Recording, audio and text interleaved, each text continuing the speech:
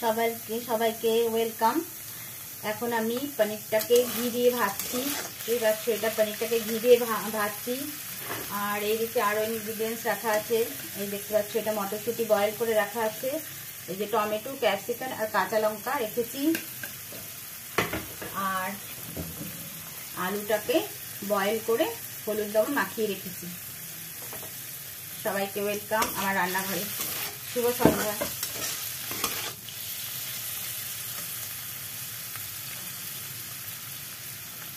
এই যে পনিরগুলো হয়ে গেছে, এখন লাল হয়ে গেছে। এখন পনিরগুলোকে ভাজা হয়ে গেছে। এখন কড়াই থেকে আমি এগুলোকে নামিয়ে রাখছি।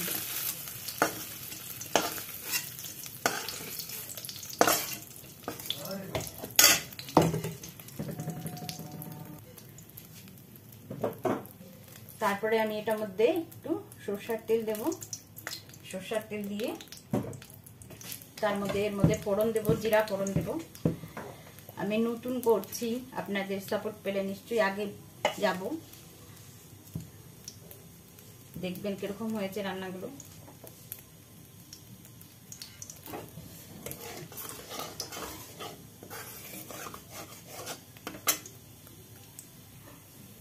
এই যে প্রথমে শুকনো লঙ্কা দিয়ে দিলাম, তারপরে একটু এতে জিরে ফোড়ন দিব।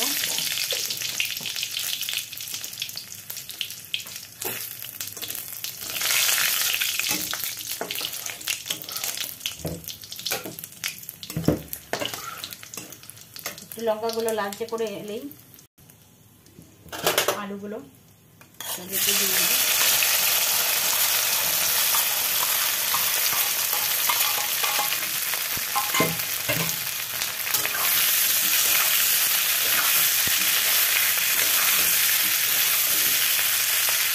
আলুগুলো একটু লাল করে ভাজা হোক। আলুগুলো হয়ে গেছে, এখন আলুগুলোকে উঠিয়ে নেব।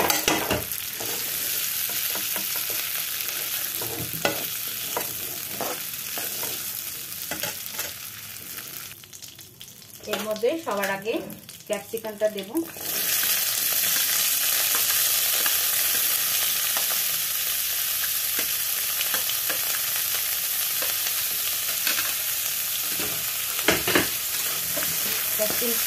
একটু ভাজা ভাজা হয়ে গেলে তারপর এর মধ্যে দেবো টমেটো।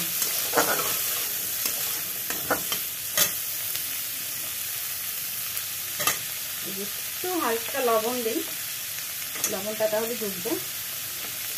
একটু হালকা লবণ দিয়ে দিলাম। লবণ দিয়ে একটু হলুদ দিয়ে দিই।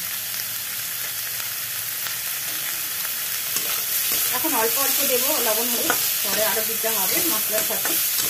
এখন অল্প দেবো। অনেকটাই এটা ভাজা ভাজা হয়ে এসছে। এখন দেবো টমেটো। এই যে টমেটোগুলো দিচ্ছি। এখন আমি গ্যাসটাকে কমিয়ে রেখেছি, হালকা আঁচে আছে গ্যাসটা। এখন আমি ফ্লেমটাকে বাড়াবো। টমেটোগুলো একটু ভাজা ভাজা হবে। টমেটোটা ভাজা ভাজা হওয়ার পরে তখন দেব মশলা। তারপরে এটাকে এখন দেব, এটার মধ্যে আছে জিরা, ধনা আর লঙ্কা বাটা আছে, সেটাই দেব।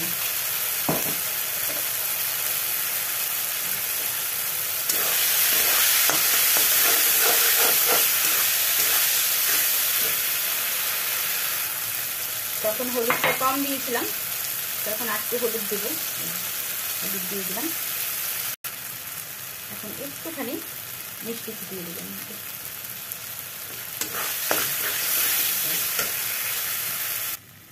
দিয়ে দিচ্ছি এর মধ্যে ভেজে রাখা আলুগুলো।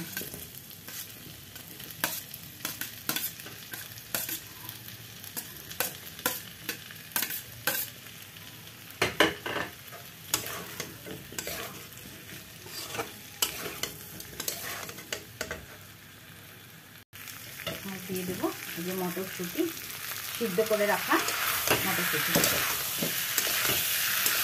মোটামুটি হয়ে গেল এটা।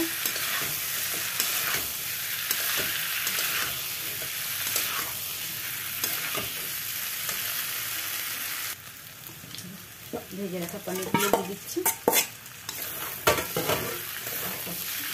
এগুলো দেওয়া হয়ে গেল। এরপরে দিয়ে দেবো গরম মশলা।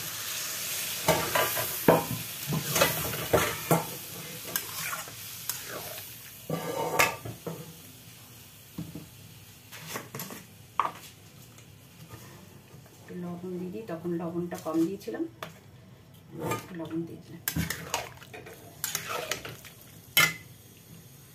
হয়ে গেল, তৈরি হয়ে গেল মটর পনির আলু দিয়ে।